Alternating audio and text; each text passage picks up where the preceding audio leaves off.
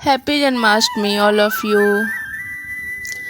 जब जब धरती पर पाप और अधर्म हद से ज़्यादा बढ़ा है, भगवान ने धरती पर अवतार लिया है। भगवान विष्णु किसी न किसी उद्देश्य की पूर्ति के लिए धरती पर अवतरित हुए। विष्णु जी का एक अवतार श्री कृष्ण थे। मथुरा की राजकुमारी देवकी और वासुदेव की 8वीं संतान के रूप में जन्मे कान्हा का बचपन गोकुल में माता यशोदा की गोद में बीता। राजा कंस से बचाने के लिए वासुदेव ने कान्हा के जन्म के बाद ही उन्हें अपने चचेरे भाई नंद बाबा और यशोदा को दे दिया था। श्री कृष्ण ने अपने जन्म से लेकर जीवन के हर पड़ाव पर चमत्कार दिखाए। श्री कृष्ण के जीवन से जुड़े कई किस्से हैं जो मानव समाज को सीख देते हैं, अधर्म और पाप के खिलाफ सही मार्गदर्शन करते हैं। उनके जन्म दिवस को उत्सव की तरह हर साल भक्त मनाते हैं। कृष्ण जन्माष्टमी का पर्व इस साल 16 अगस्त को मनाया जा रहा है। इस मौके पर आइए जानते हैं श्री कृष्ण जन्माष्टमी का इतिहास और महत्व। कृष्ण जन्माष्टमी का इतिहास। भारत में कृष्ण जन्माष्टमी का त्यौहार बहुत ही धूमधाम और श्रद्धा भाव के साथ मनाया जाता है। हिंदू धर्म में मान्यता है कि भाई कंस के अत्याचार को कारागार में रह सह रही बहन देवकी ने भाद्रपद के कृष्ण पक्ष की अष्टमी तिथि को अपनी 8वीं संतान के रूप में श्री कृष्ण को जन्म दिया था। भगवान विष्णु ने पृथ्वी को कंस के अत्याचार और आतंक से मुक्त कराने के लिए अवतार लिया था। इसी कथा के अनुसार हर साल भाद्रपद की अष्टमी को कृष्ण जन्माष्टमी का पर्व मनाया जाता है। श्री कृष्ण जन्माष्टमी का महत्व।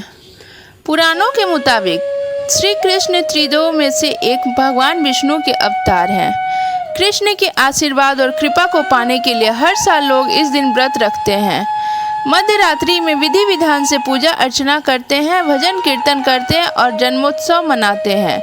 इस दिन के लिए मंदिरों को विशेष तौर पर सजाया जाता है। कुछ स्थानों में जन्माष्टमी पर दही हांडी का भी उत्सव होता है। कैसे मनाते हैं कृष्ण जन्माष्टमी? जन्माष्टमी पर भक्त श्रद्धा अनुसार उपवास रखते हैं। भगवान श्री कृष्ण की विशेष पूजा अर्चना की जाती है। बाल गोपाल की जन्म मध्य रात्रि में हुआ था, इसलिए जन्माष्टमी की तिथि की मध्य रात्रि को घर में मौजूद लड्डू गोपाल की प्रतिमा का जन्म कराया जाता है। फिर उन्हें स्नान कराकर सुंदर वस्त्र धारण कराए जाते हैं।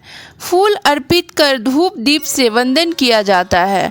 कान्हा को भोग अर्पित किया जाता है। उन्हें दूध दही मक्खन विशेष पसंद है, इसलिए भगवान को भोग लगाकर सबको प्रसाद वितरित किया जाता है। क्यों और कैसे मनाते हैं दही हांडी? कुछ जगहों पर जन्माष्टमी के दिन दही हांडी का आयोजन होता है। विशेषकर इसका महत्व गुजरात और महाराष्ट्र में है। दही हांडी का इतिहास बहुत दिलचस्प है। बालपन में कान्हा बहुत नटखट थे। वह पूरे गांव में अपनी शरारतों के लिए प्रसिद्ध थे। कन्हैया को माखन दही बहुत प्रिय था। उन्हें माखन इतना प्रिय था कि वह अपने सखाओं के साथ मिलकर गांव के लोगों के घर का माखन चोरी करके खा जाते थे। कान्हा से माखन बचाने के लिए महिलाएं माखन की मटकी को ऊंचाई पर लटका दिया करती थी, लेकिन बाल गोपाल अपने सखाओं के साथ मिलकर पिरामिड बनाकर उसके जरिए ऊंचाई पर लटकी माखन को चोरी कर लेते थे। कृष्ण के इन्हीं शरारतों को याद करने के लिए जन्माष्टमी में माखन की मटकी को ऊंचाई पर टांग दिया जाता है और लड़के नाचते गाते पिरामिड बनाते हुए मटकी तक पहुंचकर उसे फोड़ देते हैं। इसे दही हांडी कहते हैं। जो लड़का ऊपर तक जाता है उसे गोविंदा कहते हैं।